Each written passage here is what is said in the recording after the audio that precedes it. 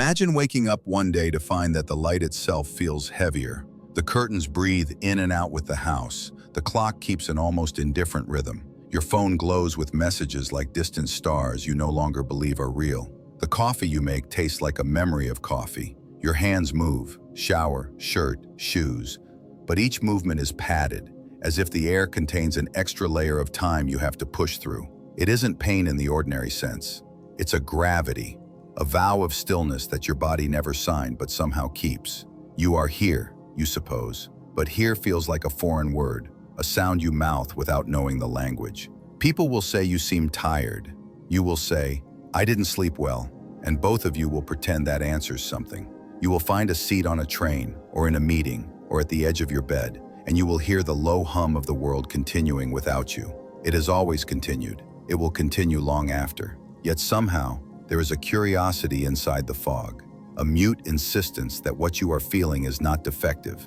It is precise. It is the feeling that nothing matters arriving with the urgency of something that matters desperately.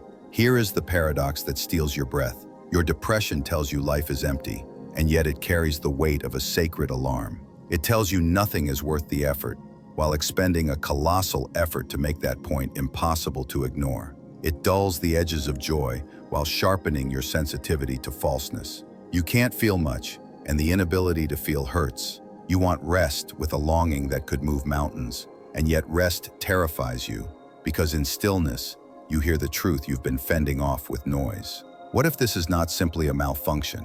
What if your depression is a teacher with terrible bedside manner, delivering a lesson you've avoided as if your life depended on avoiding it? What if the fog is a mask for a vision that is too bright to look at directly? What if the heaviness is not an enemy, but a boundary your soul is drawing because you have not drawn it yourself? Of course, you've heard other stories. There is the public myth that happiness is a product, the smile a polished surface you can purchase, optimize, or hustle your way into. There is the bright imperative: be grateful, be positive, be productive.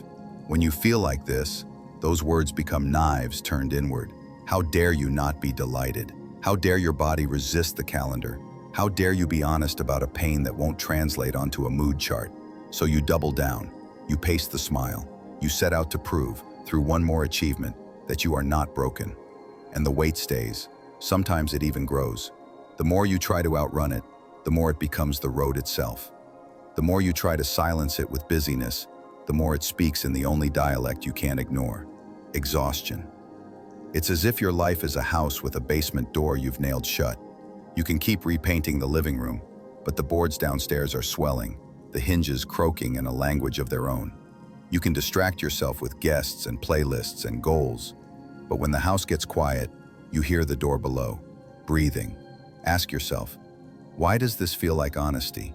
Why does the ache flare precisely when you are closest to the roles that are supposed to define you? Why do the moments of supposed success taste flat on your tongue? Why does the idea of getting back to normal extend a kind of violence toward a part of you that is begging not to return there? If depression is an alarm, what is burning? If depression is a refusal, what negotiation have you been conducting against your own consent? Think about the days that felt most alive. Not the days that earned applause, but the ones that felt true. Think about the conversation you didn't have, the boundary you didn't draw, the grief you never permitted to unfold. Think about the version of you that sits at the edge of your inner sight, unsmiling, unblinking, insisting that the performance is over and the stagehands are tired and the audience has gone home. That figure is not cruel. That figure is uncompromising. It seems to say, either we live with integrity or we do not live at all. It sounds melodramatic, perhaps, but isn't that the strangeness here? Depression can feel like melodrama without a plot. The stakes are enormous and you can't even name them. The scenes pass and you can't tell what the story wants from you. You can't tell if you are playing the hero or the understudy. And the more you try to force a meaning, any meaning, the more the story withdraws, offended by your haste. So you sit with it, and in the sitting you wonder, could this be a devastating form of clarity? Could your depression be the part of you that refuses to consent to a life made of surfaces? If it is a teacher, what is it teaching you? Not advice, not slogans, lessons. What is it revealing about the gap between your values and your choices? What losses have you refused to name because naming them would require re-entering a memory you've built a city to avoid? What does your body know that your calendar doesn't? Where, exactly, does your loyalty go when no one is watching? And who taught you to betray yourself so politely? Perhaps that is the great question buried in the heaviness. What if your depression is the honest part of you, refusing to carry the weight of a self that is not yours? And if that is true, what would it take to listen without collapsing? What would it mean to turn toward the basement door and descend? To answer, we have to trace the quiet architecture beneath the symptoms, the cultural scripts, the psychological shadows, the philosophical inheritances that made this weight feel inevitable. The house hums. The door downstairs waits. Shall we go there? You open the basement door and the air changes. It's cooler here, and honest. The steps groan in a language your upstairs life never learned.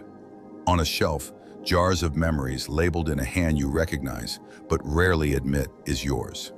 This is where the house keeps its reasons. This is where the hidden problem lives. Not that you are weak, but that you have been required to be strong for a life that does not belong to you. Depression, in this light, is not a malfunction. It is a lockout. The psyche confers a strike. Energy withdraws. Operations cease until renegotiation. Carl Jung would call the costumes you wear the persona, the socially rewarded face, and the parts you exile, the shadow, the unapproved truths, the inconvenient desires, the grief that scares other people. When the gap between persona and shadow becomes a canyon, the psyche cannot keep bridging it with willpower alone. Libido, the energy that animates your projects and relationships, recoils from the performance. It sinks into the subterranean, not to punish you, but to force a reconsideration. Have you noticed that the more convincingly you smile, the less you feel? Have you noticed that when you confess even a sliver of what hurts, some energy comes back, like a pilot light catching? Jung called depression the refusal of the soul to support a false life. What if your heaviness is simply the truth declining to subsidize a lie? But truth alone does not explain the aching emptiness. Friedrich Nietzsche warned that when we lose our why, the how becomes intolerable. Viktor Frankl echoed this from the camps. Meaning is not a luxury, it is oxygen. In a culture that worships means and forgets ends, you are coached to stack hows, habits, hacks, hustles, without ever risking a why. The result is the existential vacuum, Frankl's name for the hollowness that follows when life's center is a scoreboard. You work to rest, rest to work, celebrate to signal, and the wheel spins. On Sundays, when the noise quiets, you feel the vacuum most. Frankl called it the Sunday neurosis. You call it scrolling. Is your depression the alarm that sounds when your days no longer answer to anything you consider sacred? Arthur Schopenhauer would say you are trapped by the will, a ceaseless impulse to chase satisfaction that dissolves upon contact. Desire reaches, pleasure fades, boredom returns. Repeat. He saw life as a pendulum swinging between pain and boredom, with only brief pauses in a state we call happiness. This is bleak and clarifying. If satisfaction on the terms you've been given is structurally fleeting, then the numbness that follows is not failure, it is mathematics. What if anhedonia, your inability to take pleasure, is Asians, and the will turning against its treadmill? A strike not just against your job or your relationship, but against the very definition of reward, handed to you by a market that profits from your perpetual hunger.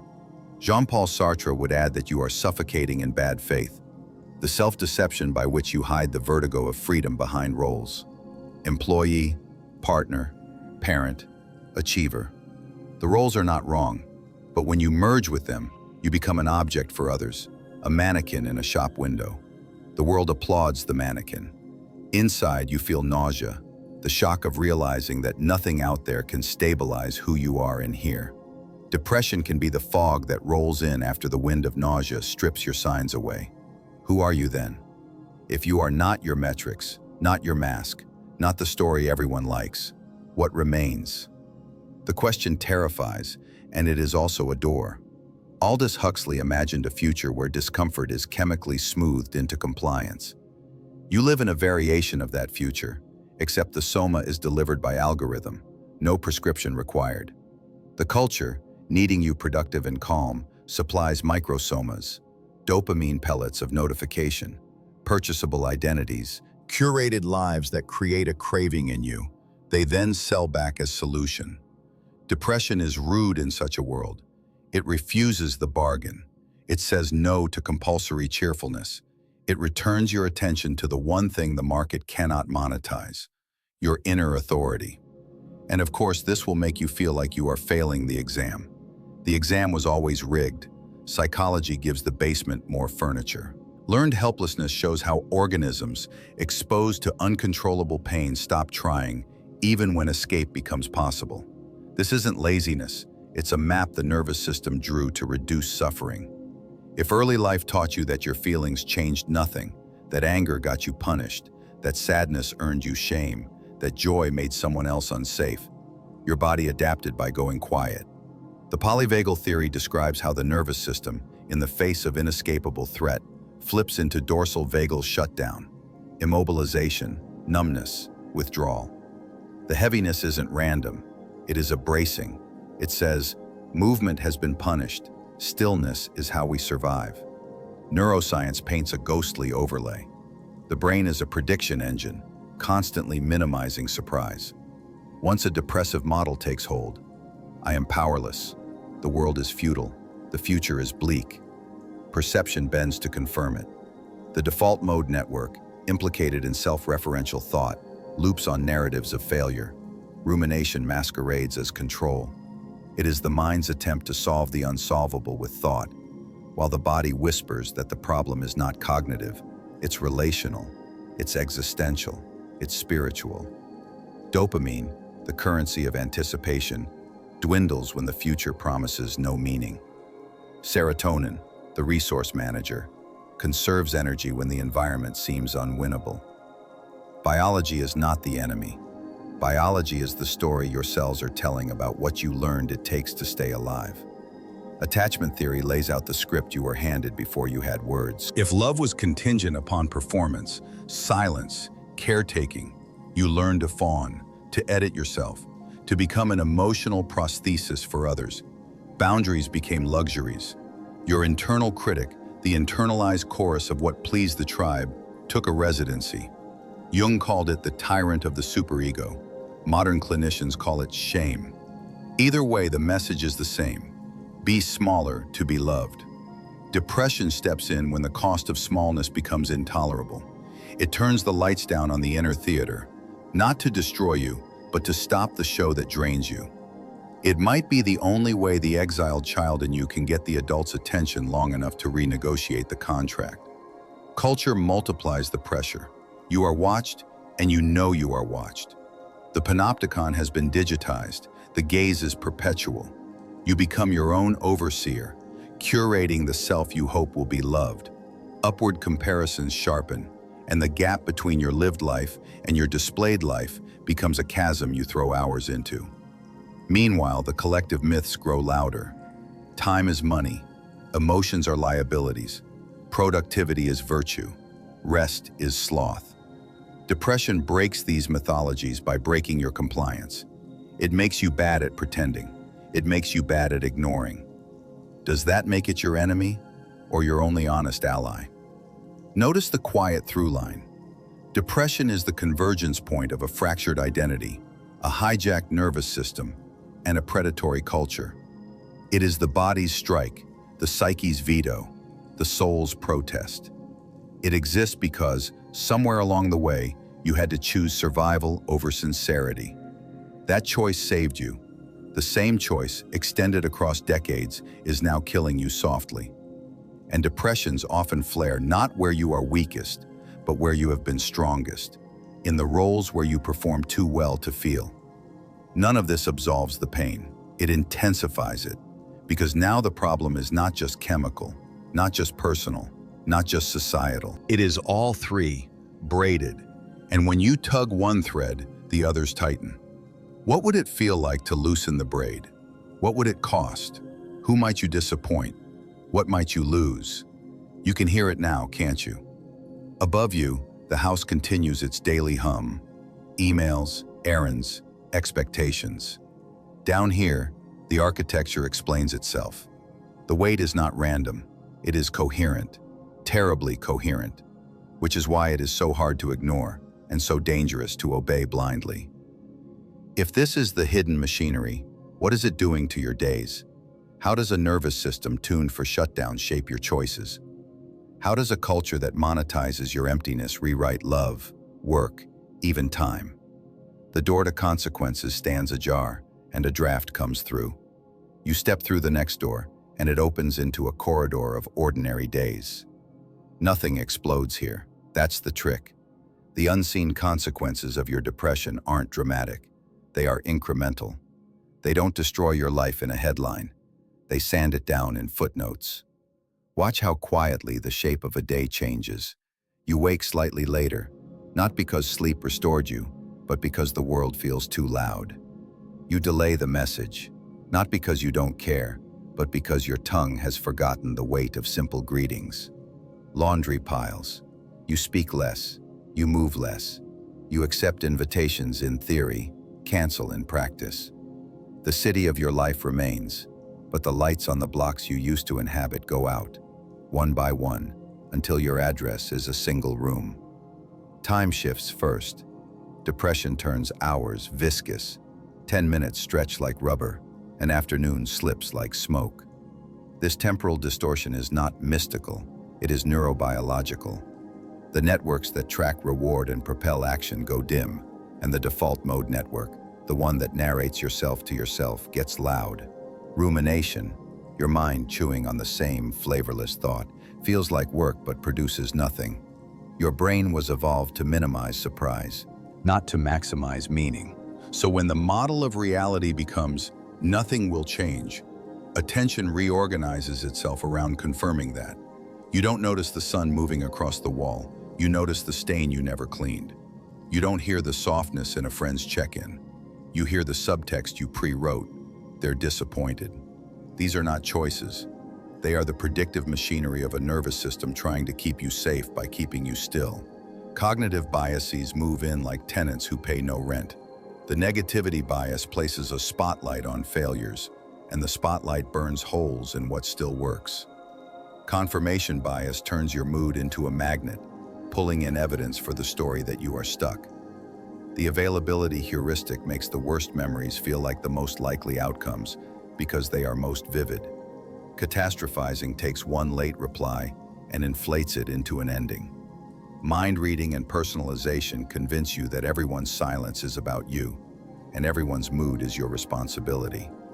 Status quo bias whispers that leaving the misaligned job is riskier than the slow erosion of staying. Sunk cost fallacy holds you in a relationship where your heart has already gone because you've invested so much in being the person who never quits. Each bias seems small. Together, they lean the house. Inside the body, the costs accrue. The stress response calibrates to chronic threat. The hypothalamic pituitary adrenal axis flattens its curve. Cortisol keeps odd hours, peaking when you try to sleep and dragging when you need to rise. Sleep becomes a negotiation you lose. REM crashes your early morning like a tide, bringing more dreams than rest. You wake before the alarm, haunted without a ghost. Inflammation, the body's blunt instrument, nudges your mood towards sickness behavior, fatigue, social withdrawal, reduced motivation. Anhedonia, the muted response to what used to please you, alters the internal math for every choice. Why try if try returns little? The striatal circuits that once pulsed at anticipation go quiet, and so novelty, once nourishing, now tastes like risk without reward. Relationships become collateral damage, not intentionally, not dramatically. You see a message, Feel the spike of effort required to respond and promise to answer later. Later grows moss. The friend assumes you're busy. You assume they are done with you. A ritual goes missing. A bond thins. This is how loneliness grows. Not from a single wound, but from micro-cancellations. Tiny avoidances that collect like silt until the river changes course. Loneliness, in turn, makes you more vigilant for threat. You watch faces for micro-rejections, and you find them, because vigilance tilts perception. You share less because you don't want to be a burden. Your silence becomes the burden. You stop asking for help because you're ashamed. Others stop offering because they assume you need space. Feedback loops flourish in the dark.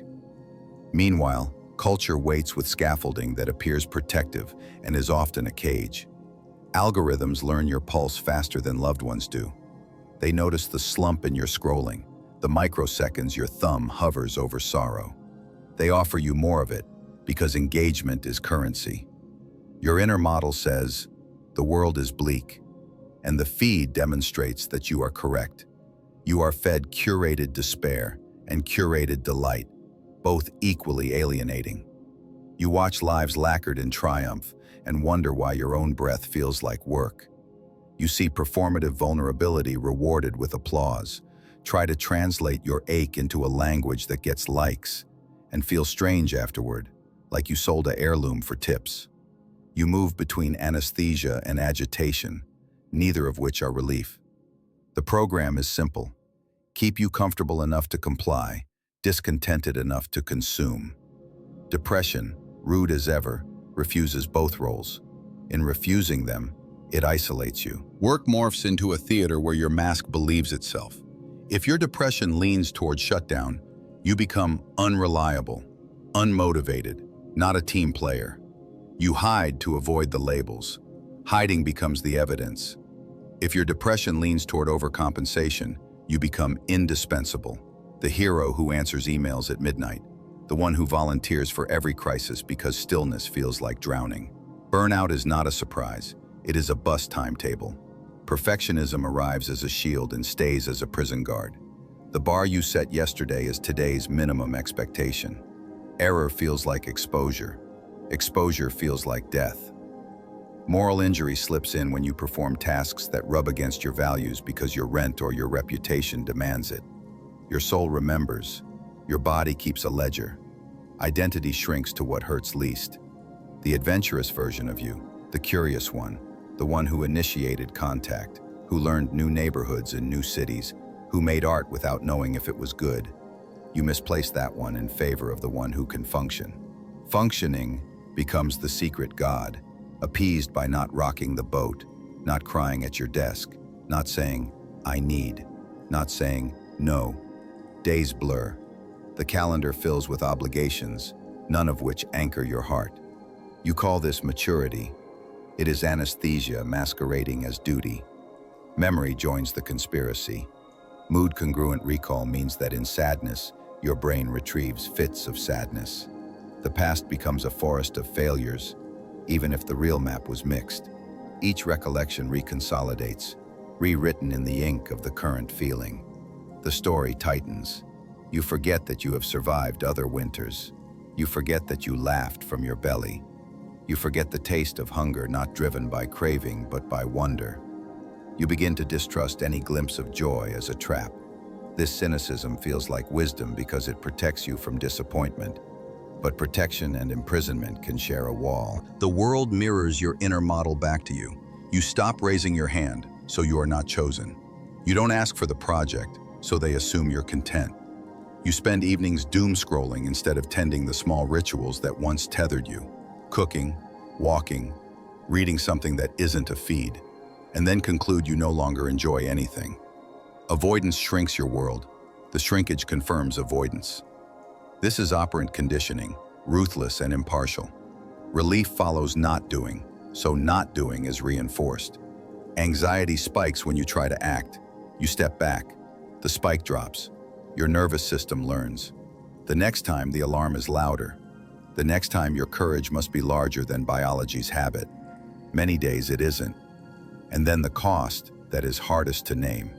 You forget that your life is yours, that your voice has jurisdiction, that you are allowed to edit the script. The culture benefits when you forget. Some relationships benefit. Some versions of you benefit. The you who is paying the price keeps quiet, and quiet feels noble until it calcifies into erasure. The consequences are not only personal, they are collective. A generation taught that feelings are liabilities, stores them in their bodies, and calls it professionalism. Workplaces inherit the symptom. Meetings where no one says the thing that matters. Leaders who perform certainty instead of honesty. Teams that celebrate output while hemorrhaging meaning. Communities fracture along exhausted fault lines. Public discourse manicures its rage and anesthetizes its grief. We call it polarization. It is also a world where people cannot admit that they are scared. Do you notice the escalation? This began with a heaviness in your chest and has become architecture. Attention reshaped, body retuned, choices narrowed, bonds thinned, identity reduced. The teacher is severe, the bill is high. This is what happens when the psyche vetoes and we obey without inquiry. You are not cursed. You are caught in a coherent system. Systems are powerful. They are not omnipotent. So the question sharpens. If the unseen consequences multiply precisely because you remain still, what does movement look like when movement itself terrifies you? If the culture profits from your numbness, how do you reclaim sensation without burning your life down? If your brain is a prediction machine, how do you teach it a new future? There is a rebellion available, one that does not deny pain, does not cosplay positivity, does not outsource your authority. It is not glamorous. It is not a hack. It is a refusal with teeth. It begins in small rooms and ends with the architecture rebuilt. The rebellion is not fireworks. It is a candle lit in a room the world forgot, and then another, until the house you thought was doomed reveals its corridors again. The radical move is not to crush your depression or out-hustle it. The radical move is to stop making feeling better the condition for living with integrity. Feelings are weather. Fidelity is climate. What if you anchor your days to what you value, not what you feel? What if you let meaning pull you where motivation will not? Frankl left us a compass. Between stimulus and response, there is a space. Depression tries to fill that space with inevitability. The rebellion is to widen it again, even by a breath. You won't wait to want to shower to shower. You won't wait to want to text a friend to text. You will not negotiate with your mood about the basics of your life. This is not pretending you're fine. It's refusing to outsource your agency to a biochemical weather pattern. Behavioral activation, the clinical name, is less glamorous than it sounds. It is the discipline of tiny doings. But look closer. Each action you take that contradicts the prophecy, nothing changes, creates prediction error in the brain. That error is a chisel. It cracks the model, millimeter by millimeter, allowing light. Begin with the minimum viable day. 1 square meter of life you will keep tended no matter how the sky looks inside. Wash 1 cup. Step outside for 60 seconds and feel air on your teeth. Make a sandwich and actually taste the bread. Return the text with a single sentence if a paragraph is impossible. Depression will say, "This is nothing. It is wrong." These are frictionless proofs. They reintroduce sequence, cause and effect, time. Dopamine responds less to pleasure than to progress. Your nervous system records that you can begin, and that a beginning can be small and still be a beginning. Chain these proofs. Protect them like you would a seedling in wind. Your body is not your enemy. It is a stunned ally waiting for a signal. Give it safety cues. Orient. Let your eyes gently scan the room until your neck softens. Lengthen your exhale to tell your vagus nerve the tiger has left. Humming, gargling, a splash of cold water, all crude but effective toggles for the system. Pendulate between what is unpleasant and what is neutral. Feel the heaviness in your chest for 5 seconds, then rest your attention on the weight of your feet or the texture of a sleeve. You're teaching your body that it can touch the pain without being soaked in it. It will learn. Bodies learn. Audit your consent. Where, precisely, Do you keep saying yes to what discounts you? Write a list with 2 columns. Things you can stop doing that injure your soul, and things you cannot yet stop that injure your soul. For the first, practice refusal, with tenderness and a spine. No is not aggression. It is accurate geometry. For the second, practice truth. Tell one person you trust, I am doing something I cannot yet not do, and it hurts. Bad faith withers under witnessed honesty. Sartre's mannequin breathes when you stop pretending the window is your skin. Tell the smallest possible truth every day. Not a performance of rawness, not a trauma dump. A calibrated disclosure that prioritizes reality over pleasing. I'm not available tonight. I felt dismissed in that meeting. I need a moment. I'm sad and I don't need fixing. Each true sentence is a wedge in the old machinery. If your inner critic screams at this, good. Hear it as a scared protector. Thank it for its service. Let another part speak. The one who wants a life she recognizes. You are not ejecting the critic. You are unseating it from the throne. Make a place for grief as if you were preparing a chair for an elder. Depression and grief are cousins. When grief is forbidden, depression inherits its tasks and makes a mess of them. Choose a ritual that marks the boundary. A weekly hour you call the morning bench, a candle and a notebook, a walk to the same tree. Name what was lost. The childhood where you felt uncomplicated safety. The relationship you performed yourself out of. The years you served a story that didn't serve you. Let your body do what bodies do when grief is permitted. Shake, sigh, cry, stare. Schopenhauer might say this is the will briefly turning its engines off. The world will not end. Your system will digest what it has hoarded. Rebuild meaning as an experiment, not a verdict. Instead of hunting for a single incandescent purpose, adopt 3 hypotheses. Maybe I'm the kind of person who, and test it. Maybe you are the kind who keeps a small garden. Maybe you are the kind who writes 1 letter a week. Maybe you are the kind who learns names at the cafe. This is identity as verb, not noun. Awe is a biochemical and spiritual solvent. Dose yourself deliberately.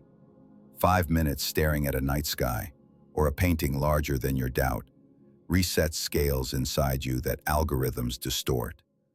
Pilgrimages need not be to far countries. A pilgrimage can be to the oldest tree within a mile, every Sunday, in silence, until you can hear again. Refuse heroic independence. Depression isolates, and isolation guarantees depression wins. Co-regulation is not a buzzword.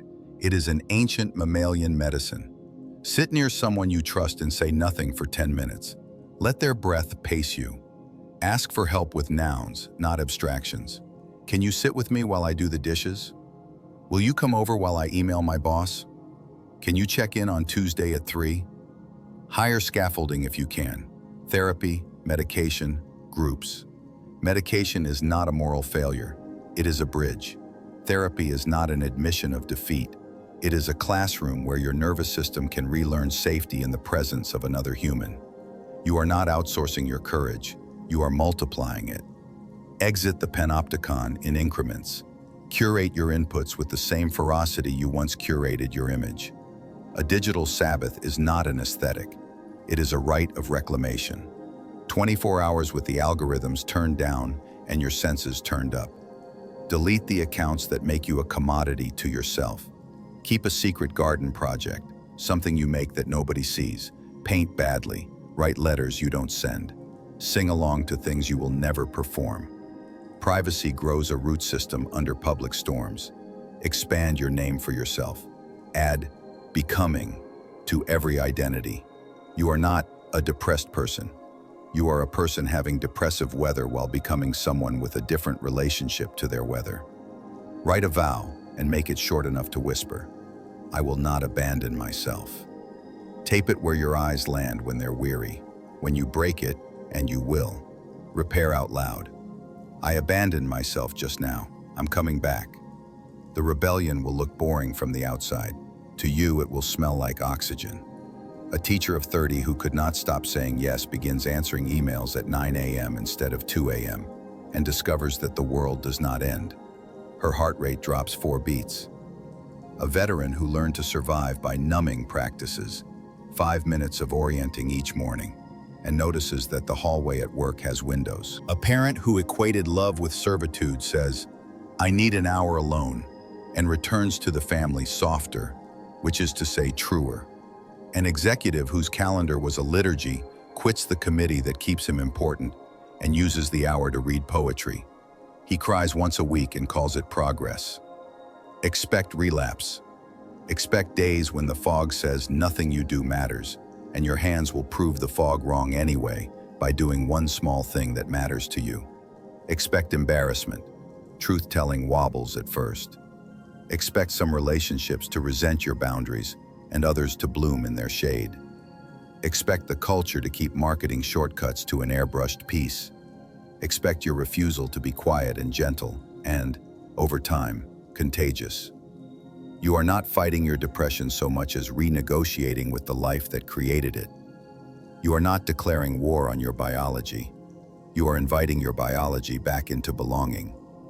The rebellion is micro, constant, intimate, and it prepares you for something larger than relief. If you listen closely, beneath the discipline of small acts and the rigor of refusal, an older song begins to hum. A truth that reframes not just your symptoms, but your sense of reality itself. The older song gathers into words you can finally hear. You are not meant to go back. The life you call normal is the life that made you collapse. The ultimate truth isn't that your depression is a glitch. It is that your depression refused to let you go on betraying yourself. It was the teacher who loved you in the only way you would not ignore, by taking away your strength to continue a life that asked you to disappear, in public, in private, in the mirror. This is the paradigm shift that reroutes everything. Your suffering has been the sound of a false life dying. Not you, never you. The self that dies is the one made of compliance, of roles mistaken for identity, of loves that required your silence to survive. The ache is a funeral for a persona that can't come with you, and grief, when honored, turns funerals into thresholds. There is a second truth held inside the first, and you've grazed it in the quietest moments. The breath between sobs, the brief pause between thoughts that swear themselves important. There is a part of you that can witness all of this without being ruined by it. Even in your darkest hour, something in you knows it is dark. That knower is not crushed. Call it awareness, soul, consciousness, the watcher at your inner window. Depression consumes moods, not the witness. Your life begins to rearrange itself when you live from the witness rather than the storm. Not because the storm stops, but because the sky is larger than any storm that passes through it. Notice the difference. I am depressed becomes, depression is moving through my system. It seems like grammar.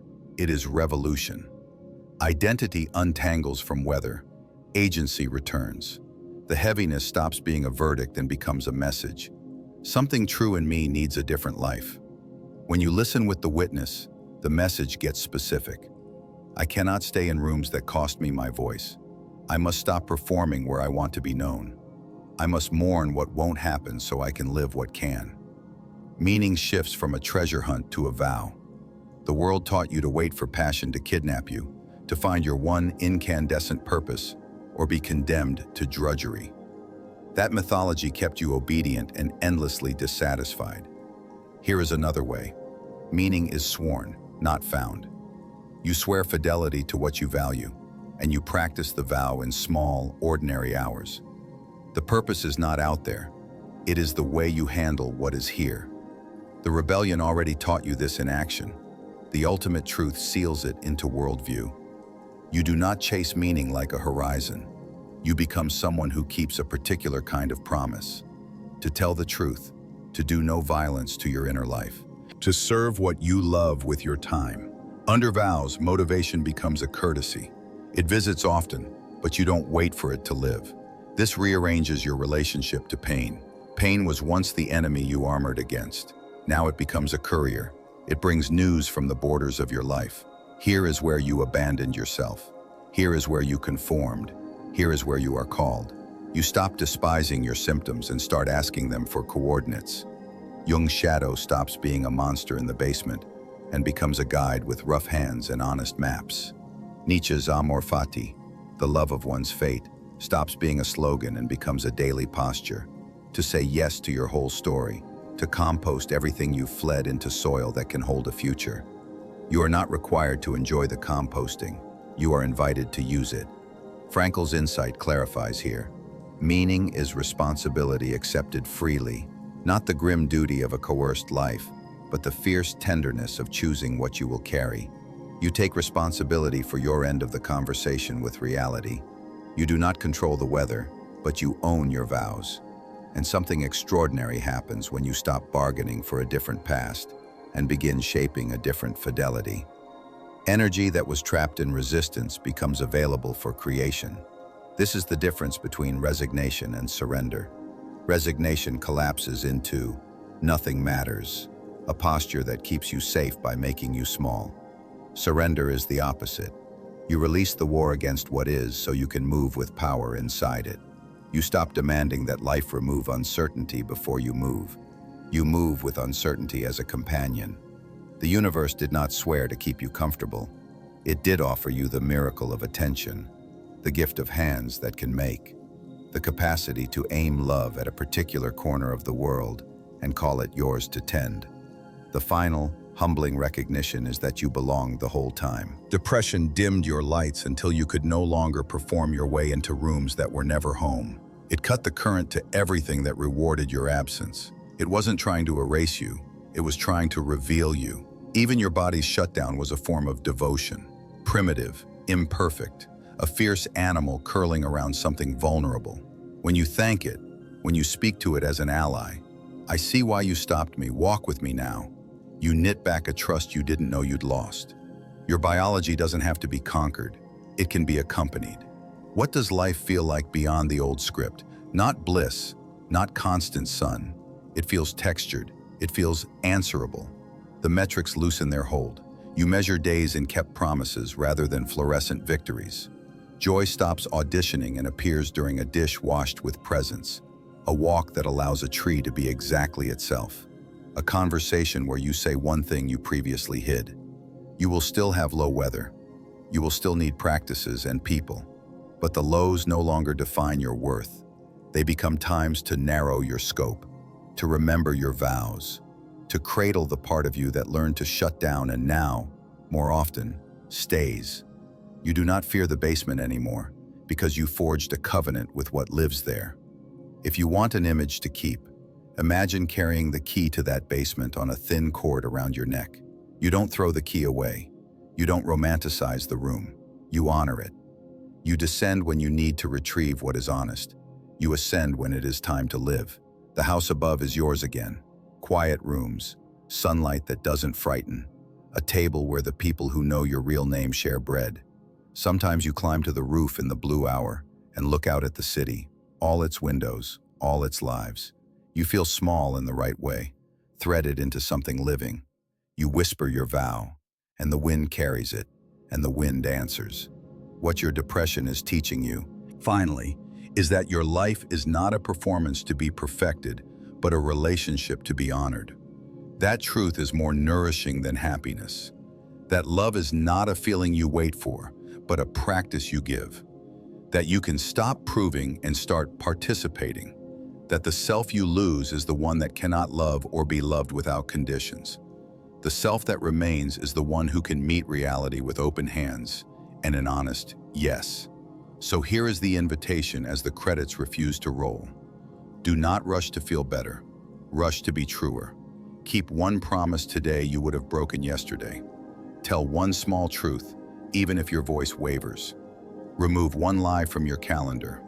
Stand barefoot on your floor and remember that you are here, the witness, the vow maker, the one who refuses to abandon themselves. The city will still hum. The world will still be ordinary and astonishing. And you, carrying a key and a vow, will step into mourning not as a mannequin, not as a metric, but as a person inhabiting their life. That is the action. That is the revolution. And whether the sky brightens or broods, you will know the difference. You belong to yourself.